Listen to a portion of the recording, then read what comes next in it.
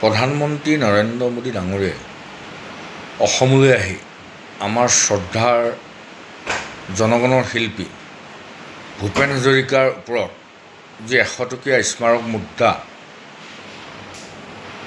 সমগ্ৰ ভাৰতবৰ্ষত যি প্ৰচলন কৰিছে, খুব ভাল কথা।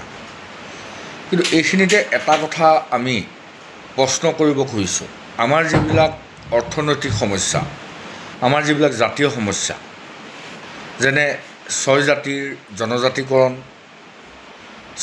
জনজাতিকৰণ নিম বুলি কৈছিলে, ক'ত গ'ল ডক্টৰ হিমন্ত বিশ্ব শৰ্মা আৰু নৰেন্দ্ৰ মোদী ডাঙৰীয়া? আজি আপোনালোকে এই বিষয়ে একো কথাই কোৱা আমি দেখা নাপালোঁ। আপোনালোকে কৈছিলে, বিজেপি চৰকাৰে প্ৰতিশ্ৰুতি প্ৰদান কৰিছিলে, কি বুলি? অসমৰ চাহ শ্ৰমিকসকলক 351 টকা দৰমহা দিয়া হ'ব বুলি।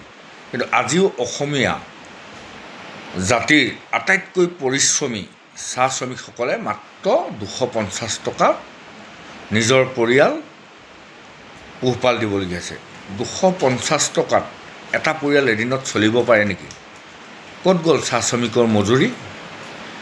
কা আইনৰ জৰিয়তে অসমীয়া জাতিটোক সম্পূৰ্ণৰূপে তছনছ, আজি ত্ৰিপুৰাত থকা স্থলুৱা জাতিবিলাক যি অস্তিত্বৰ সংকটত সম্পূৰ্ণৰূপে ধ্বংস হৈ গ'ল, তেওঁলোকৰ ভাষা, সংস্কৃতি, অৰ্থনীতি। কা আইনৰ জৰিয়তে অসমীয়া জাতিটোক হিন্দু বাংলাদেশী সংস্থাপিত কৰি আমাক যি ধৰণে নিক্ষেপ কৰা ষড়যন্ত্ৰ কৰিছে, ইয়াৰ বিষয়ে একো আমি শুনা নাপালোঁ।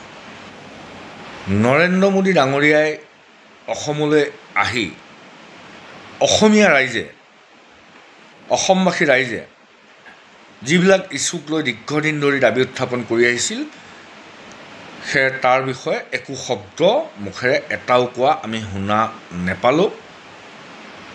আমি দাবী উত্থাপন কৰিছোঁ, 6 জাতিৰ জনগোষ্ঠীকৰণ দিয়ক, ইনাৰ লাইন পাৰ্মিট, ILP প্ৰদান কৰক,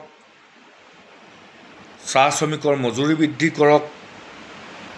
কা আইনৰ জৰিয়তে যদি নৰেন্দ্ৰ মোদী ডাঙৰীয়াই গুজৰাটত তেওঁ বাংলাদেশী বুজালৈ আমাৰ আপত্তি নাই, কিন্তু আমি অসমীয়া মানুহে বুজা নলওঁ, এই কথাবিলাক কোৱা আমি দেখিবলৈ নাপালোঁ। অত্যন্ত দুখ লগাৰ কথা যে অসমীয়া জাতিয়ে তেল, চাহ, কয়লা, চূণশিল সকলোবিলাক সম্পদ আমি দিলোঁ, কেৱল কেন্দ্ৰৰ পৰা, দিল্লীৰ পৰা শোষণ বঞ্চনাৰ বাহিৰে আমি একোৱেই নাপালোঁ।